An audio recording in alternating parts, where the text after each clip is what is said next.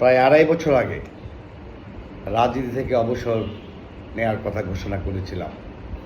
জাতীয় প্রেস ক্লাবে জাতির সামনে জাতির কাছে ক্ষমা চেয়ে যে আমরা এদেশে রাজনীতিতে ব্যর্থ, আমাদের রাজনীতি করার অধিকার নেই, তাই আমি জাতির কাছে ক্ষমা চেয়ে অনেক বড় বড় পদে ছিলাম, পদত্যাগ করেছি এবং সমস্ত আমার মতো যারা ব্যর্থ রাজনীতিবিদ, বয়স্ক রাজনীতিবিদ প্রত্যেককে রাজনীতি থেকে পদত্যাগের আহ্বান জানিয়েছিলাম।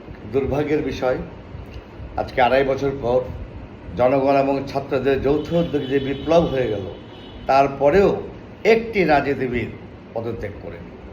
ওরা দেহত্যাগ করবে, কিন্তু পদত্যাগ কখনো করবে না।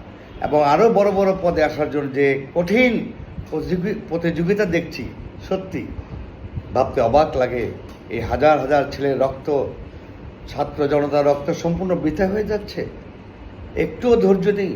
যেই 16 বছর ফ্যাসিস্টদের একটি পশম ছিঁড়তে পারিনি আমরা কেউ, ছাত্র জনতার গণ অভ্যুত্থানে মাত্র 36 দিনে উৎখাত হয়ে গেল, বাংলার বুক থেকে পালিয়ে যেতে বাধ্য হলো। আর আমরা একটুও ধৈর্যশীল হতে পারলাম না। ওই যে বলেছিলাম দেহত্যাগ করব, কিন্তু পদত্যাগ করব না। আজকে আমার ভাবতে অবাক লাগে, আজকে রাজনীতিবিদ এবং আমলারা যারা যেখানে যে অবস্থায় মনের চিন্তা ছিল সেই জায়গায় রয়ে গেছেন, এতটুকু গুণগত পরিবর্তন কারো হয়নি।